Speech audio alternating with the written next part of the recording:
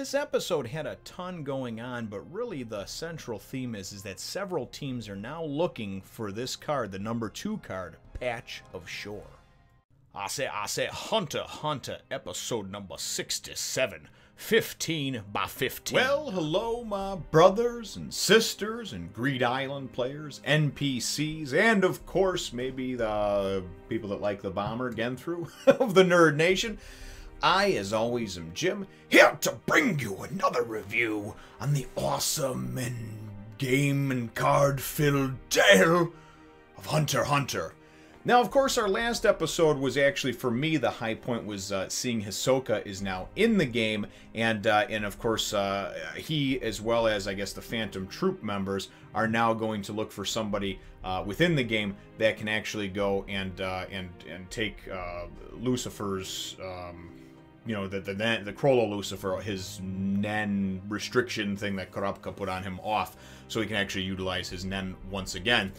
And really, we just saw a little more progress as well. Gon and Killua, along with the help of Bisky, collecting a number of the slot cards and really just kind of making some good progress in a short amount of time. Really, the episode ended off with the bomber Genthru and his group going to or agreeing to meet Sagara, you know, to exchange for an exchange of cards. So that's where the episode left off, and actually, that's right where the episode picks up. The beginning of it, you wind up having, they of course have a plan, an underhanded plan, the bomber and his cohorts. And what they wind up doing is, as they go to meet in the middle of a field to go and exchange these cards, afterwards, they wind up going and Genthru says, well, that's not a fair trade. And they're like, what are you talking about? We gave you 3 cards for 1 card and this and that. And he said, no, it's not fair to you. You know, I'm not going to take any charity. I wouldn't feel right about it, blah, blah, blah. Really, all he was doing, though, is creating a distraction, so 2 of his cohorts, his other 2 cohorts, you know, they wind up going and rolling the risky dice and get good luck, and then they go and they just charge in, and then they wind up using, actually using a card on them that, I forget the name of it for the life of me, all these different cards and whatnot, but they're able to go and wind up stealing because they have good luck. They wind up being able to steal some cards, so, and then they all go and use a leave card and disappear to Macedor or wherever the hell they go. What they wind up doing is they wind up stealing a number of cards between Sagara and his guys. I don't know, maybe 10, 12 cards, something like that. There's a ton of them. And actually a couple of them that they had monopolies on, they also have now as well. And honestly, this has got to be one of the most irritatingly bullshit games ever that I have seen. Obviously, we know that it's not even a game. It's in the real world and everything else. But the fact that there's only a limited amount of certain cards is definitely something that you would see in an actual game, right? But the fact that it's a, you know, that it is this almost like World of Warcraft type of deal where it's this massive multiplayer online, there's several hundred players within there, but the fact that you can actually go and monopolize a card is absolutely beyond me. So then another team can't get that card and get a chance of winning. It's like, what the really? You know what I mean? If the game isn't hard enough as it is, you got to worry about other people going and keeping you from being able to complete the game because of a bullshit technicality rule that you can go and you can monopolize things. Anyways, that's just my 2 cents on it. But what I do like about the game is just the number of different intricate explanations that they have and the number of different types of cards and everything like that. Togashi, when he wrote this, he really did a good job of coming up with and putting together this kind of complete, cohesive, immersive type of game, because even just as the viewer in the anime, as I see these different cards and this one does this but this one counteracts that, it's really cool, and a lot of it really does. It makes a lot of sense, you know, when you see it. So we wind up checking in then with Gon and Killua and Bisky, and we don't know what the period of time is it's past now, but they have half the slot cards already that they need. They've got 50 of them. They also wind up going and kind of brainstorming on how they can get more cards, and Killua comes up with, hey, you know, a lot of players in here probably just want to leave. They're just looking for a way out, but they can't get a leave card, right? So they wind up going and actually offering leave cards to players that want to leave in one of the towns as trade, if they'll trade them, you know, for a card that maybe they've collected that they need in their restricted slots. So they wind up picking up, from 3 players, they wind up picking up 4 cards. They're up to 54 cards. And so definitely pretty good stuff over there. What we wind up finding is that it seems like everybody is going to go for this Patch of Shore card. It's the number 2 slot card. Nobody actually has one yet, and it's rumored to be in, what the hell is the name of that town? I can't remember. Sufrabi, I think it was it. And it's rumored to be in Sufrabi. Segura and his group, that's where they're going to go to try to go and get that card and to have a monopoly over it, monopolize it. So then, of course, Genthru and his group cannot go and complete, you know, their amount of cards. They wind up having, I think when all is said and done, I think they've got 96 cards, and they only need actually 3 more, because when you get to 99, supposedly the number 0 card just appears after you get, that's the rumor, once you get the 99, the 100th one actually appears to anyone who has collected the 99. So there's a number of different types of back and forth and backstabbing type deals that go on with all that. But we wind up getting is that Killua and Gon are actually contacted by, God, I can't remember the guy's name for the life of me. Is it Kazul? It's the guy who actually originally ran into Gon and Killua, and him and some of his guys wound up taking a couple of cards they had. They took that Sword of Truth card that they had just won.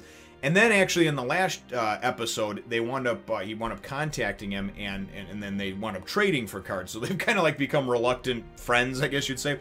But anyway, yeah, Kazul, he goes and he contacts them and says, listen, I would like you to come meet with me in person. If you couldn't, you know, Gon's like, what's this all about? And he explains to me, he says, listen, this team, Genthru's team, you know, has this team of 3, has almost all the cards, and they're very close to completing the game.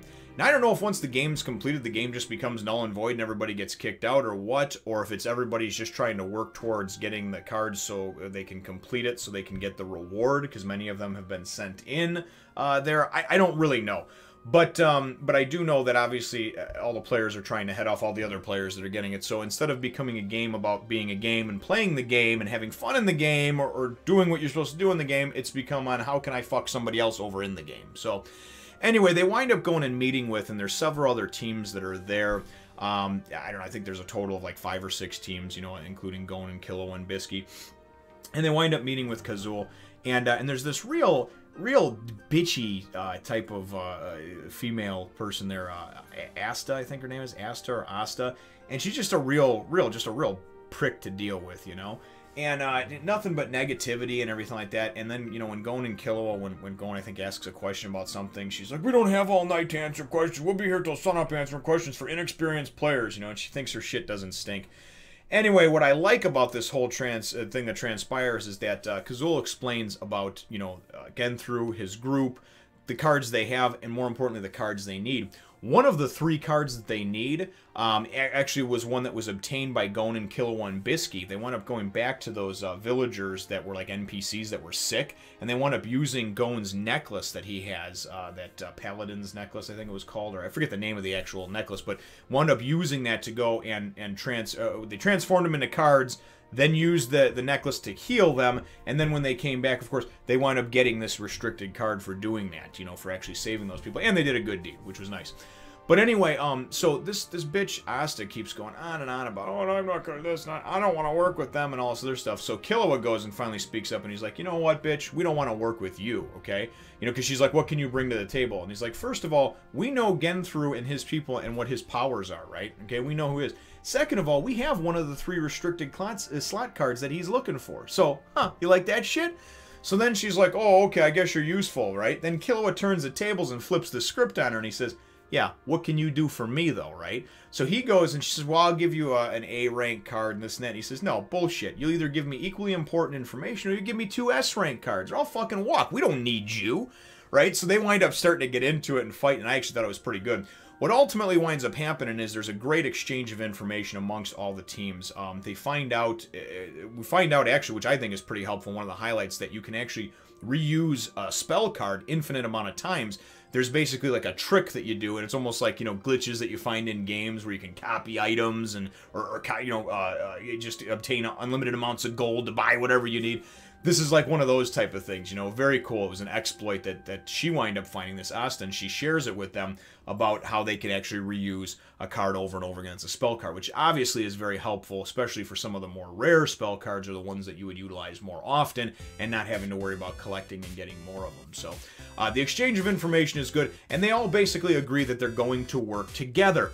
Out of the 3 slot cards that are left, they're going to try to corner and monopolize one of them, which, again, I think is kind of a shady tactic, even though I guess it is part of the game.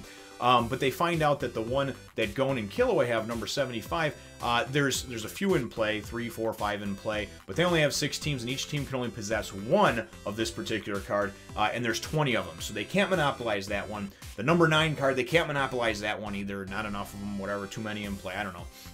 But the number 2 one, this, what is it called? The Patch of Shore, there we go, sorry, that momentary brain fart aneurysm thing. Patch of Shore, though, this number 2 card, no one actually has one, and it's supposed to be in Sufrabi, right? So they all go and decide that they're going to travel to Sufrabi together and use a company, this card, and they all go there. There's 15 of them, 16 of them, and they're asking around for information around the town, right? Now, we know, obviously, that Segura and his group are going there as well, and I believe that we also found out that Genthru and his group are going to be looking for that as well, so we know that there's going to be a showdown amongst these players. And although this arc is not very heavy in the sense of a lot of fights with people, it's very methodical and it's very well thought out and drawn out.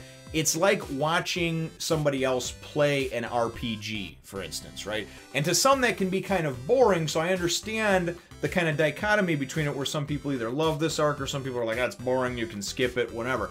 It really depends on your particular perspective to it. I'm a big fan of RPG type games, so many of these things that I see, although it's lacking in the action department, I see a lot of things that kind of give me nods to some of those games that I've played in my past, and obviously growing up in my childhood even till this day.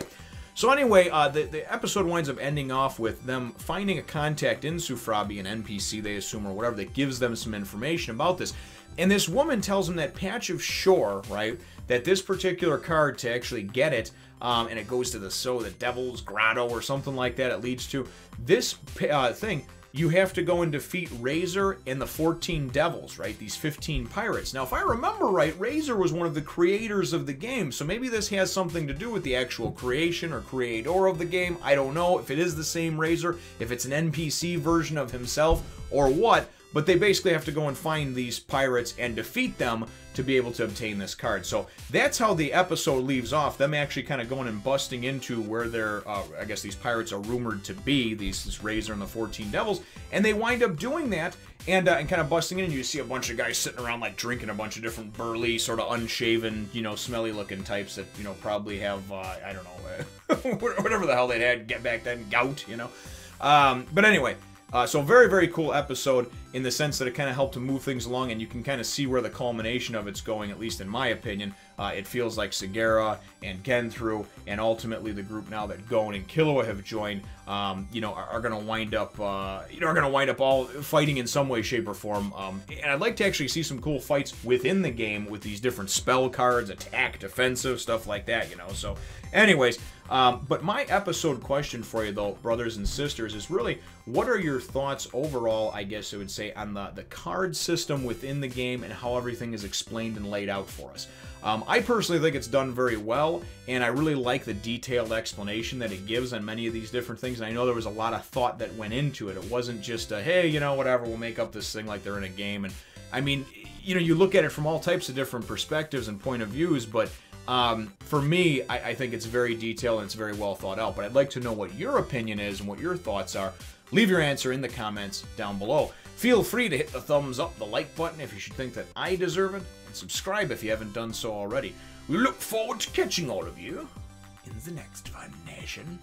I say subscribe to my other channels and follow me on Twitter, Facebook, and Instagram as well.